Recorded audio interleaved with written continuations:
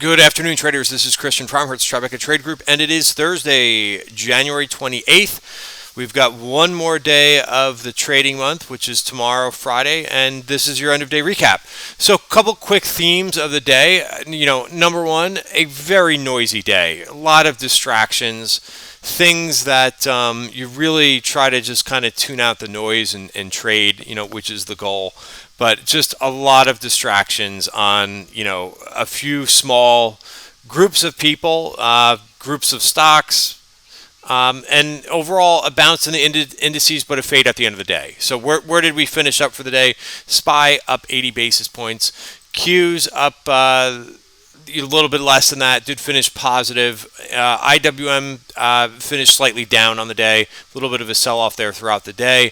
Bonds were weak, but they were weaker, but they ended up rebounding a little bit at the end of the day. Silver was strong, and you have the VIX down 19%, which is good, but still closes right around 30%.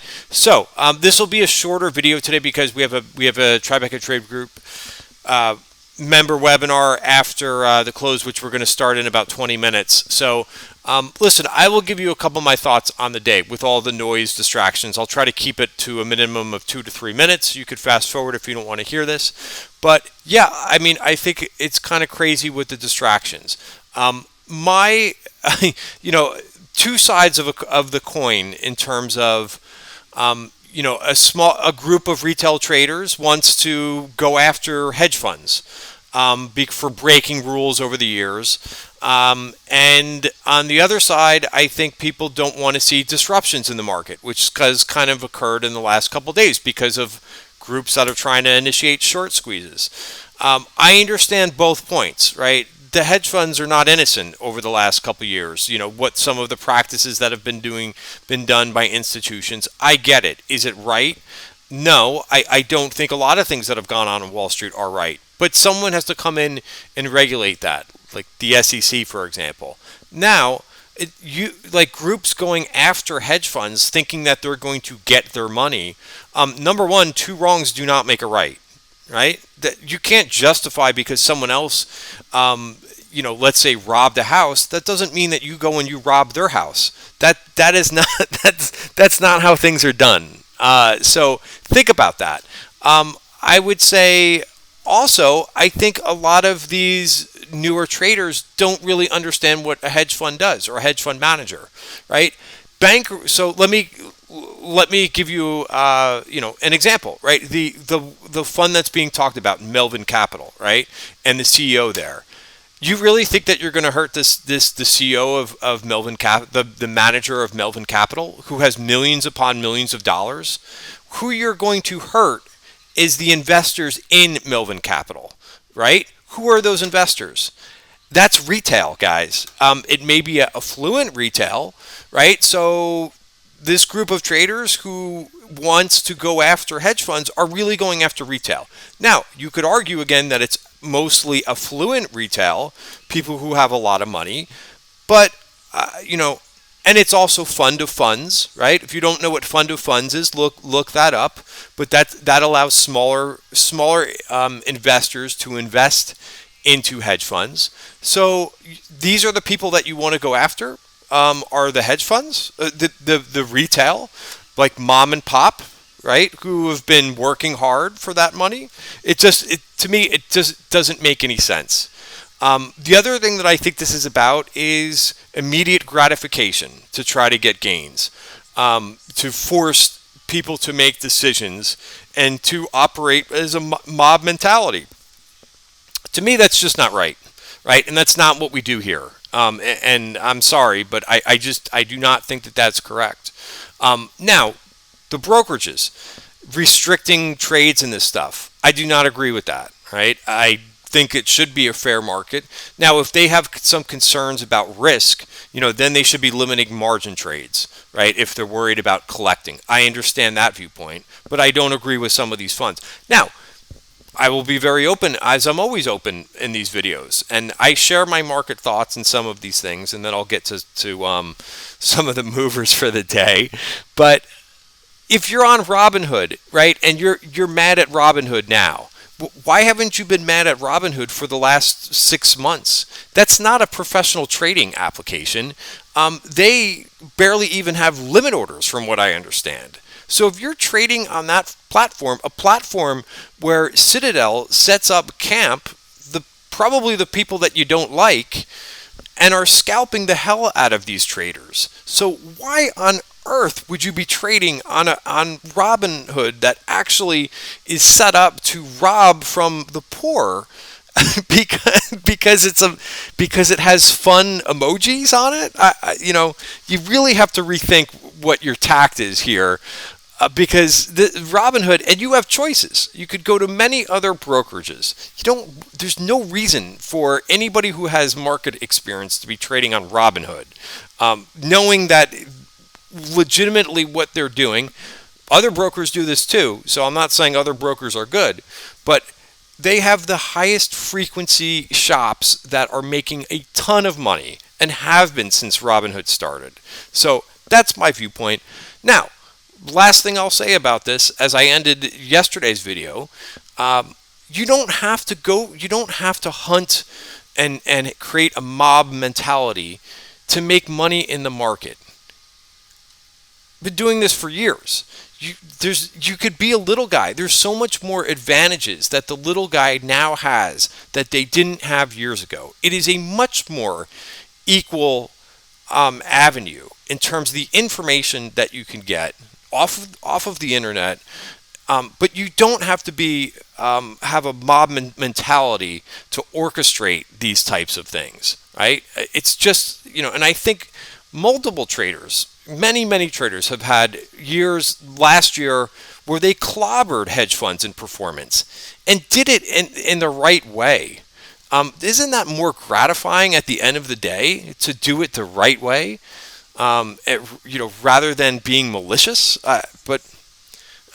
So anyway, that's my market thoughts. If you don't agree with it, I understand. But this is what I share in these videos. So let's talk a little bit about the performance. Listen, how could I not address some of these things that are going on, and some of the misconceptions, like thinking that you're going to go after the hedge fund manager and make him cry. What? He may have to sell one of his private jets. You got him. So yes, you could see how the market is weak, had a weak close, and price dropped out of value. Again, this 3,800 level I think is going to be important. You could see how weak. So while there was some trading opportunities today, and I think that there will be more trading opportunities to come in the next days to weeks. The major thing is I would have liked to see us close back above 3,800, but the market doesn't have to be Rome wasn't built in a day. Sorry, I'm all fired up over here. 3704 is the level that we needed to hold for the day, and we did. But we are kind of caught between this 50-day moving average and 20-day moving average. And the VIX closed, like I said, at 30. So I don't think that we're completely out of the woods in terms of volatility, but I don't have a crystal ball. This is just basically an inside day in the VIX. So we need a little bit more time. Right, we've talked about how breadth has been weak. Well, breadth was a little bit stronger today, but like I said, one day is not a trend, and I think you have to kind of take it day by day. Now, how does that translate in terms of trading? You lower your duration. Again, this video is for information purposes only, but basically, you try to lower your duration. In terms of how you're trading. Right, I talked about in yesterday's video more day trading than swing trading. I certainly kind of tackled that this morning. You could see SE was a nice trade. That name did give back some of the gains at the end of the day. I talked about how Micron and Taiwan Semi, this was an earnings trade that we put on yesterday. By the way, this is what I tend to look at for earnings, right? Right, I try to provide a little bit of edge in the way that I trade, the way that I trade earnings. What I look for is really good history. ServiceNow just continues to deliver. Now, not every quarter is perfect, but again, so what do? I sell a put spread, right? And then I bought that back today for where's my trade here? I bought that back for 10 cents, right? And I sold that put spread for $3.40. All right. What else? XRT I was looking for a correction a little bit in the XRT ETF. I got that today. I got out of that trade very nicely. $12, paid $8.40 yesterday. So playing a little bit both sides of the market where there's opportunities. DraftKings was a nice trade too. We started to see some decent amount of more block type call buying. DraftKings. So I left my very last piece. So this is again, I try to lead by example, but I kept on my very last piece of DraftKings after taking this February 56 calls, 530, paid 388, and I kept my last piece on, right? So leave a little bit of a runner on. CrowdStrike, I bought the dip in that one the other day. Took a target in a February 12th 210 220 call spread. Square, I was a little bit late to this one. I didn't pull the trigger right away, so I got in and I took profits. So again, this is how I kind of map out the trades. I bought a little bit in here, and then I took my target at bottom of value. So that's how a lot of the trades set up for the day. More scalping type opportunities than anything else. Or you scalp with 75% of the trade and you leave on the last 25%. That's how I approach today. Leaving this. Leaving the last portion of the trade. Again, not looking for home runs, looking for base hits and a couple doubles for the day. Neo is another trade, but again, when we have these types of sell-offs, more opportunities arise.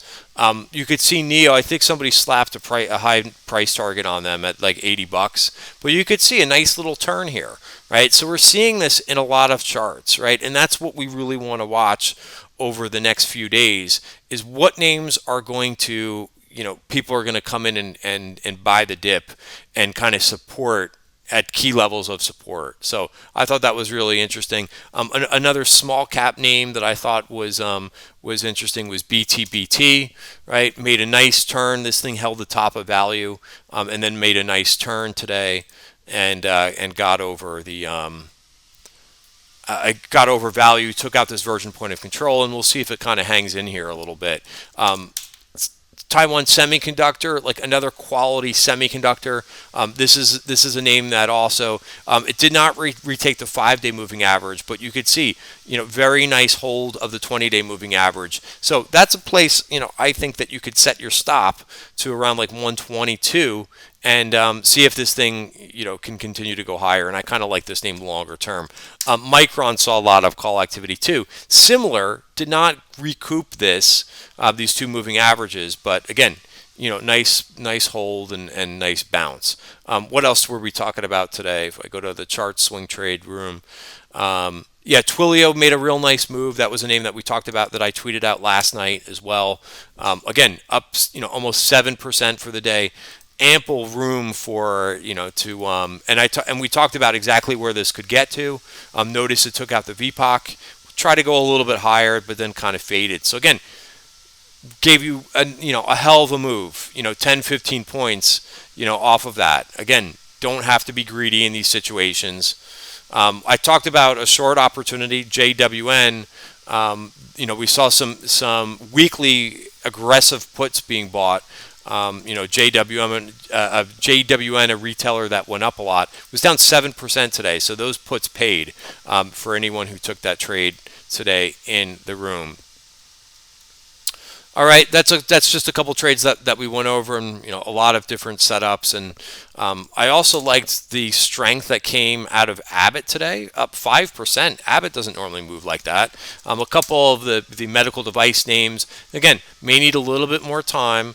But TMO, HOLX actually did not close above value, so that would have to get back above 76. So kind of fake out for the day for that one. All right, guys, that's it for today's video. Because like I said, we are doing a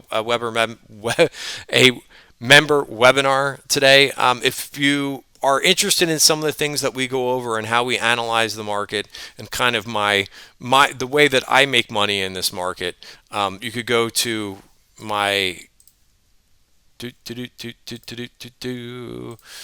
could go right to the to my profile here, click on the link, and you could see what we basically do. All right. So that's it for today's video. Have a great night, everybody, and I'll see you tomorrow.